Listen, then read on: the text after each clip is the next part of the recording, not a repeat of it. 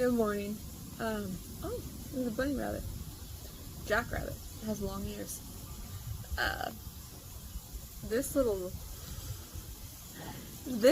bundle of joy woke up 2 hours earlier than what she usually does. So I thought I'd do a little update on how I'm doing, because that's my most frequently asked question, and I'm gonna just people want to know, because especially if you have any experience with standard of care chemo or regular chemo, traditional chemo, it half kills you pretty much, like that, and that's not really an exaggeration. But I am 6 weeks in, still have my hair, my eyebrows. That's what I was really afraid of, because I don't trust myself to draw my own eyebrows. And I don't think new hair's growing. I don't know why I started with my hair. I just woke up. But yeah, so I'm 6 weeks in. I've had 2 SIPI procedures, and those are the procedures where they inject chemo.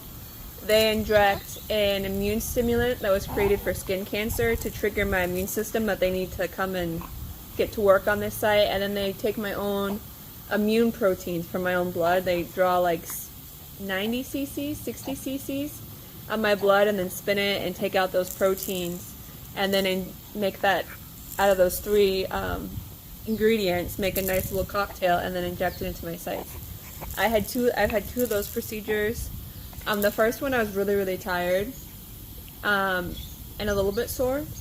And then the second one I wasn't, and I got hot. But I've also, in addition to the SIPI procedures, the intravenous low dose chemo, because my cancer is estrogen sensitive, I've also I got the Lupron shot and Phospholidex shot, and I'm on an oral hormone blocker to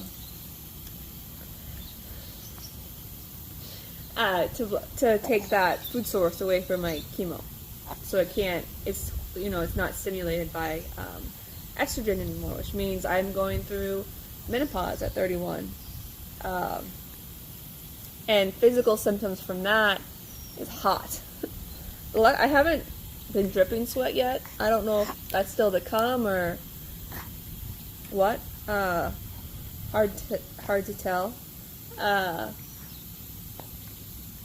But yeah. And then nausea is a really common one. People usually lose a ton of weight.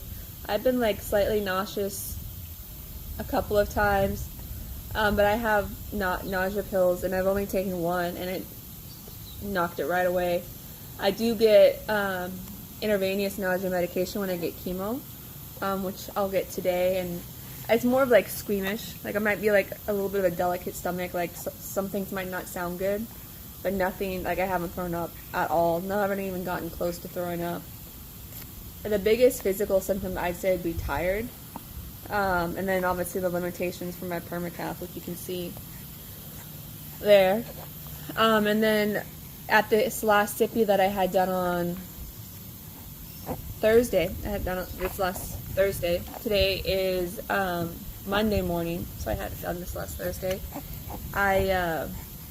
They also did a PEF, which is they use an electromagnetic frequency to explode the cells inside the tumor and inside my lymph nodes. The cool thing about that is my lymph nodes are still structurally intact. So if I get completely cancer free, they can't detect any cancer in my body. And when they do the next PET scan, they don't light up at all. I might not need to have them removed. I don't know all the ins and outs of that. But what's good about that is I have one underneath my one underneath my collarbone. And they surgically can't get to that because there's too many veins and nerves there. So it's really cool that they were able, and comforting and reassuring that they are able to explode all those cells and make sure that all those cancer cells are now dead. And my immune system is cleaning them up and learning to recognize the cancer as a foreign body. But because I had the SIPI and the PEF, and the addition of that PEF, I'm definitely more sore. You can kind of see the bruise there. I mean, if you've ever accidentally stepped on a shovel, that's what it feels like. That deep ache, like deep, internal ache. But I mean, mine's not super internal, right? Because it's breast cancer. I can't imagine how people feel who have it's their organs.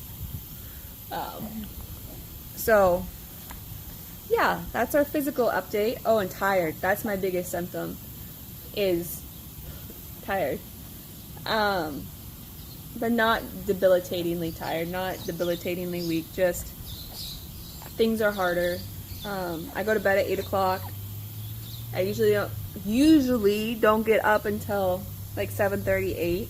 She's been sleeping like that, which has been a miracle. If you know how my other 2 children sleep. And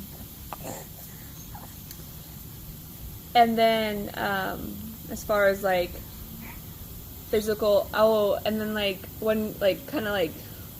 it just showcases the difference in chemo. So when my mom got chemo, she would get mouth sores. Like, her whole inside of her mouth looks like she just tried to light her mouth on fire and blows fire out of her mouth. So just completely just really, really painful. She said that was one of the most painful things she had that she experienced. Whereas after my chemo, so today, this afternoon, I might have one tiny little cold sore on the inside of my lip, and then it just goes away by tomorrow. So, yeah. And then as far as, because how I'm organizing this in my own brain is when people ask how are you doing, they're asking about the whole person, right? So physically, that's my physical update. For me, in summary, what I've been telling people, easier than the first trimester of pregnancy for me. Because first trimester of pregnancy, I'm debilitatingly tired, barely have the energy to get out of a chair, and I am extremely nauseous, throwing up, it's rough. It's rough. And then spiritually, I think for me, this is, I wouldn't necessarily say it's the closest I've been to Jesus, because I think, and more of some of the more emotional traumas in my life, that pain, he's really carried me through that. And I think because I'm in, this is hard, it's definitely hard, but it's been feasible, and because we've been so blessed with so much love and support, and we've been loved that way, that yes, spiritually, really good place, really feel the presence of God, and can see him work. You always, it's the one nice thing about really hard times and really challenging times is you can really, if you look, and that's not always the case. I mean, some people, God gives them different challenges, right? But in this situation, and other people have said too, it's really, you can really see how God's working in this situation. Because sometimes it's you don't see it until hindsight, right? You look back and you're oh my goodness, thank God. Clara just woke up. But in this situation, you can really see it in the present and see how he's working. I'm going to pause this just one moment. Okay, I put her down on the ground. We'll see how long it lasts. She's really trying really hard to crawl. Yeah, spiritually, huge blessing. I don't know how people without faith do it. It's been a huge means of strength and affirmation. But then emotionally, I mean, it's been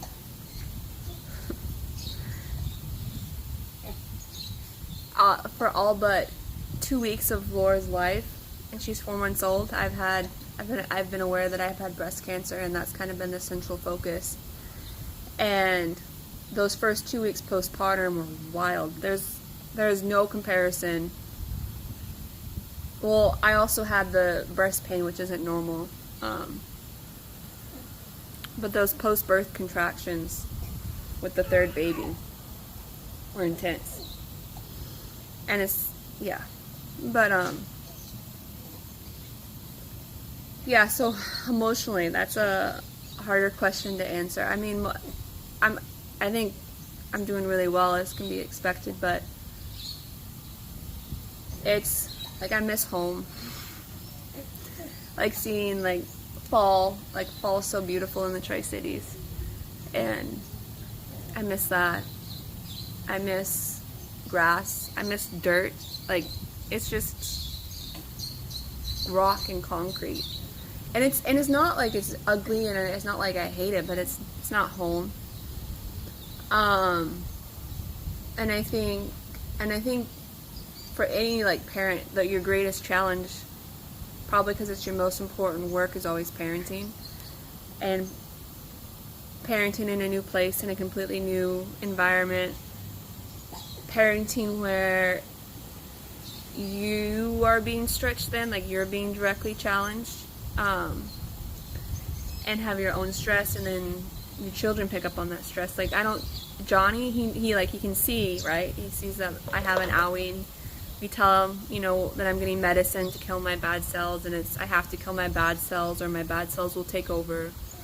But Clara understands more. Like, she knows what's at stake more, because she's 7. And so she's been having a really hard time, and it's coming out the most with homeschooling. Like, she's blessed with, like, learning comes pretty easy to her, especially math. And, like, her sight words, and she has a good memory. Her greatest challenge is focus, but every day it's a battle. And yeah, so that's been emotionally hard, because it's, like, not just hard at the moment, like, especially because I've taught her in school. So I know this isn't how she usually behaves with learning. Oh, here comes another one. He's smiling. So that's really hard to see her struggle, and know that it's because of me, because of my illness.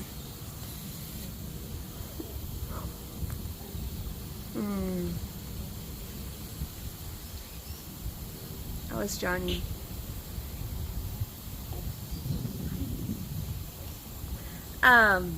Yeah, and so I think, and then emotion, I'm not scared, because even if, like, the first round is kind of, like, easier, right? It's the second round where the stakes are so much higher. If there is a second round, prayerfully there hopefully won't be a second round. But, I mean, stage 3B, the odds aren't the best for that. But I'm doing something different, right? Those odds are for standard of care. So you know, I know, yeah, you shouldn't get your jammies wet. He's walking around in his pajamas, and there's puddles from rain. But, yeah, emotion-wise, like, I'll get sad, but it's more not like, it's more of like a homesickness. Like, I want my old life back.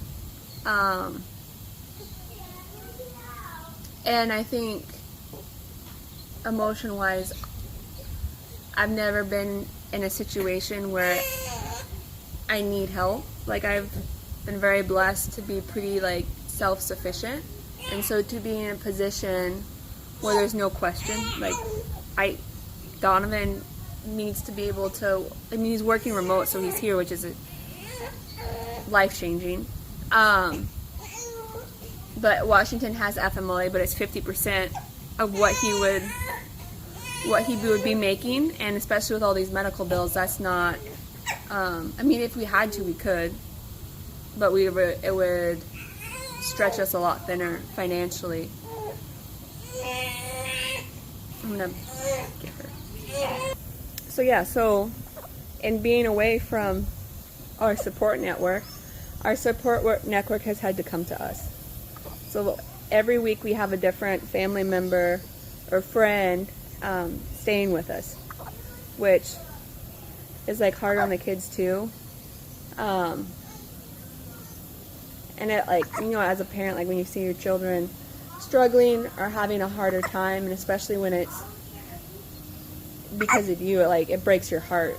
But in that breaking, we've been loved so much, and we've definitely gotten closer to so many more family members because we've spent so much quality time with them. And so, like, it's hard, but it's not the kind of hard that breaks you. It's the kind of hard that makes you closer to people and stronger in the long run. So, and the kids are making tons of really fun memories, and we've had lots of opportunities for things that we wouldn't have done at home. So emotionally, yeah, it's hard, but there's also beauty in that struggle too if you look for it, and you just have to breathe. Especially when you're going through like menopause and you have that like estrogen drop and progesterone drop, and you get like, I've never experienced this type of like rage. Like, it's weird. I'm not like usually like angry, and it's just this, like, it feels so different than like normal anger or frustration. So that's been fun. But yeah, emotionally, spiritually, physically, doing pretty good. Hanging in there. Trying to. Oh, and I got a deadline. My last day of treatment should be the Halloween, the 31st of October. But then I can't. That's a Friday, and I have to get this thing taken out, and then I can go home and catch November in the Tri-Cities.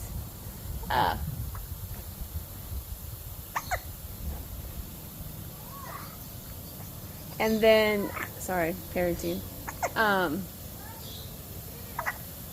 But what I forgot to say in the physical update is I have really good news, at least concrete, like really good news. So they track my cancer with 3 different blood tests. There's the circulating cells, so that's like and then there's the DNA methylation score, and then there's the circulating tumor DNA test. The circulating tumor DNA test, I've only had one of that, so that was just the baseline for that one. But the other 2, the circulating tumor cell, and those are the cells that if they group together, they form tumors. So that, when I first went down to check out Invita to see if I wanted to go there, it was at 10. So in that sample of blood, there was 10 circulating tumor cells, which is pretty, like, that's kind of low. But then when I went back 3 weeks and started treatment, so my first day of treatment, they took more labs. And it takes a couple weeks for the results to get back. That had gone up to 18. This last time, no, it was at 10. Sorry, I got confused. It was at 10 the first time. Second time they drew it, it was at 28. It had gone from 10 to 28 in 3 weeks. Those 3 weeks that it took to move down here and get our life moved, it had gone up to 28. This last time, so after 3 weeks of treatment, 3 weeks later, it had gone back down to 18. It had gone down 10 points, which is really good. The other one, the tumor methylation score, that's kind of the tumor DNA methylation score. How they describe that to me is how active your tumor is. So the more active it is, the higher that number, the lower activity, the lower it's the sign that your tumor can be dying. So that one was when I first got it tested, when I first went down to Arizona to meet with Invita, it was like 4,000. At the start of treatment 3 weeks later, it had gone up to almost 30,000. Like, that's a huge exponential jump. However, with 3 weeks of treatment, and this is like just intravenous chemo, well, that's fun. I get to learn how to splice videos together. We'll see how that goes. But what I was saying was, with that score, it was at almost 40. I'm sorry, I'm trying to remember. Almost 30,000. It was like 28 something. It had gone down to almost 4,000, or around 4,000 again. So just 3 weeks, no sippies, just intravenous chemo, and it had dropped back down to where it had been, which is so reassuring and so comforting, and just, because yes, we believe in Invita and we understand the science behind it, but whenever you do something that's not like the standard of care, right? It's more, there's less studies to back it up because it is new, it's not established. Hello. But it was so good to see that drop. And that's a bigger drop than they're used to seeing. So, yeah, thank you for everyone who's been supporting us. Like, prayers, like, it's been huge. Like, prayer, the financial donations, the, like, people coming down to help us, like, touching base, like, we feel so loved, and you really are making a difference in our experience. So, thank you so much. So that's the long version of how am I doing, how are we doing,